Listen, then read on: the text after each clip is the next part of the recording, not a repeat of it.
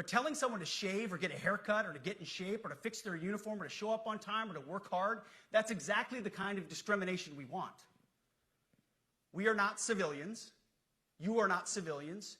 You are set apart for a distinct purpose. So we, as a department, need to stop acting and thinking like civilians and get back to basics and put the power back in the hands of commanders and NCOs. Commanders and NCOs who make life and death decisions.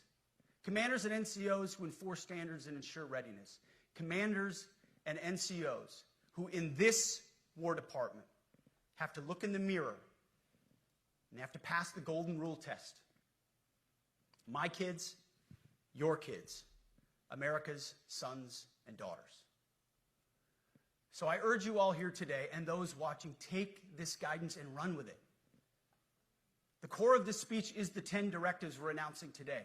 They were written for you, for Army leadership, for Navy leadership, for Marine Corps leadership, for Air Force leadership, Space Force leadership. These directives are designed to take the monkey off your back and put you, the leadership, back in the driver's seat.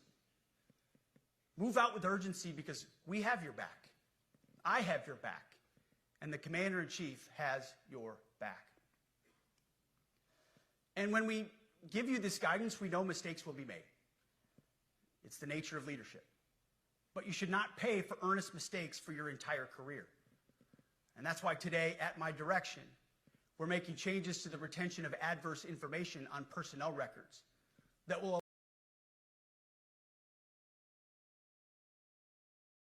allow leaders with forgivable, earnest, or minor infractions to not be encumbered by those infractions in perpetuity. People make honest mistakes, and our mistakes should not define an entire career. Otherwise, we only try not to make mistakes, and that's not the business we're in. We need risk takers and aggressive leaders and a culture that supports you. Fourth, at the War Department, promotions across the Joint Force will be based on one thing: merit.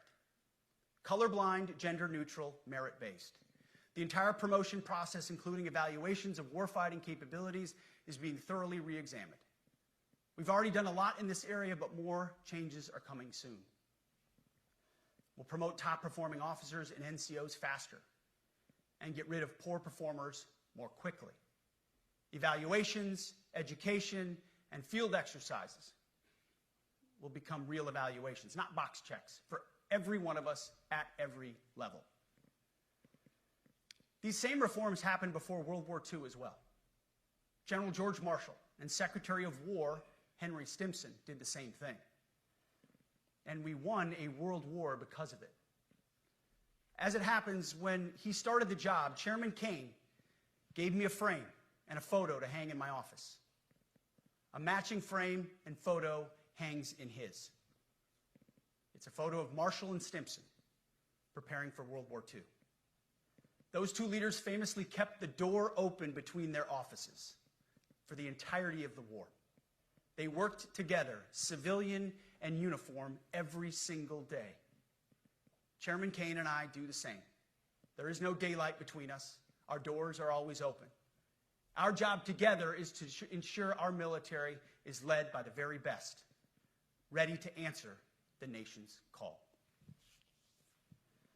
Fifth, as you have seen, and the media has obsessed over, I have fired a number of senior officers since taking over. The previous chairman, other members of the Joint Chiefs, combatant commanders, and other commanders. The rationale, for me, has been straightforward. It's nearly impossible to change a culture with the same people who helped create or even benefited from that culture, even if that culture was created by a previous president and previous secretary. My approach has been simple. When in doubt, assess the situation, follow your gut, and if it's the best for the military, make a change. We all serve at the pleasure of the president every single day. But in many ways, it's not their fault. It's not your fault. As foolish and reckless as the woke department was, those officers were following elected political leadership. An entire generation of generals and admirals were told that they must parrot the insane fallacy that, quote, our diversity is our strength. Of course, we know our unity is our strength. They had to put out dizzying DEI and LGBTQI+ statements.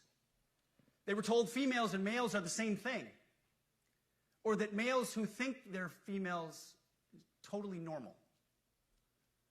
They were told that we need a green fleet and electric tanks. They were told to kick out Americans who refuse an emergency vaccine. They followed civilian policies set by foolish and reckless political leaders. Our job, my job, has been to determine which leaders simply did what they must to answer the prerogatives of civilian leadership, and which leaders are truly invested in the woke department, and therefore incapable of embracing the War Department and executing new lawful orders. That's it. It's that simple. So for the past 8 months, we've gotten a good look under the hood of our officer corps. We've done our best to thoroughly assess the human terrain. We've had to make trade-offs and some difficult decisions.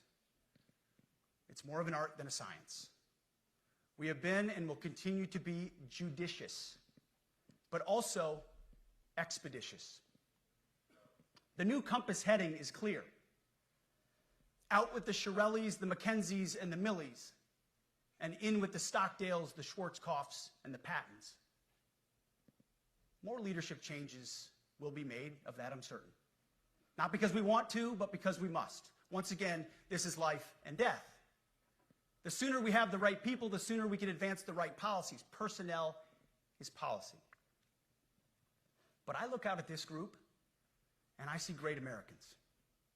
Leaders who have given decades to our great republic, at great sacrifice to yourselves and to your families.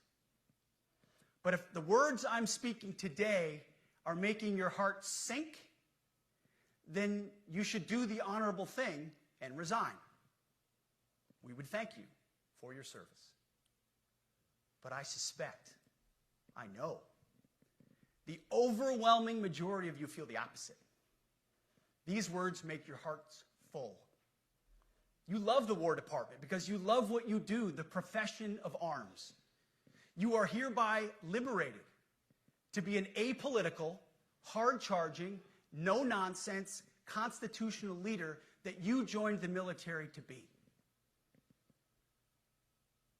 We need you locked in on the M, not the D, the E, or the I, not the DEI or the DIE of dime.